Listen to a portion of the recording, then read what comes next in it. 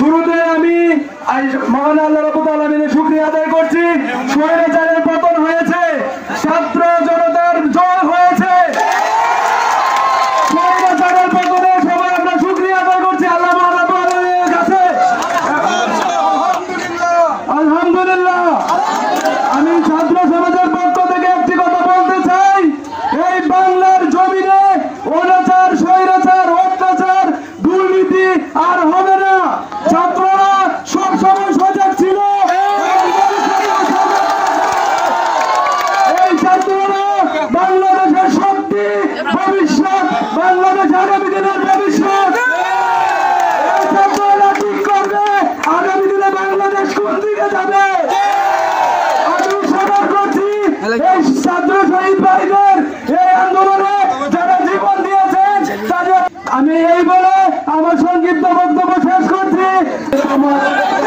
আমরা 19 বছরে পারি নাই, এটা আমাদের সন্তানরা, আমাদের ছাত্ররা তাদের রক্তের বিনিময়ে সেটা পাইয়া দেখাইছে।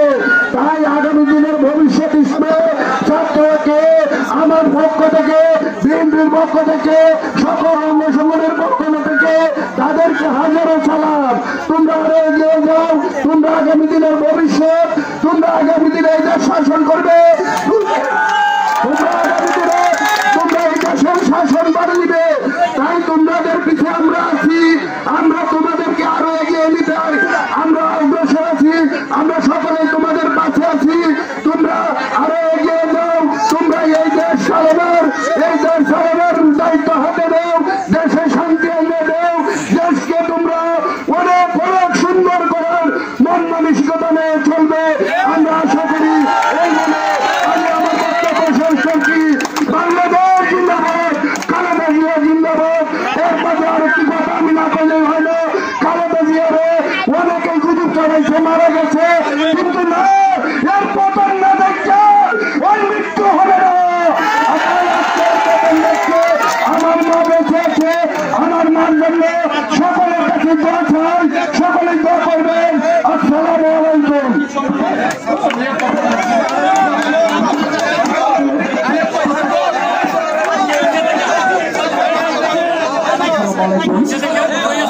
সম্মানিত ভাইয়েরা আমার, আপনাদের প্রতি আমি বিশেষ কৃতজ্ঞতা জানাচ্ছি। আপনারা যারা এই স্বৈরাচার পতনের যে আনন্দ মিছিল আপনারা আসছেন, আপনাদের প্রতি আমি কৃতজ্ঞ।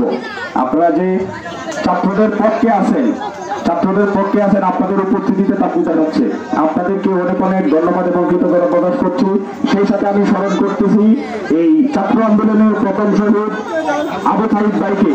আমি আমার অন্তরের অন্তঃস্থল থেকে আবু সাইদ ভাইকে স্মরণ করছি।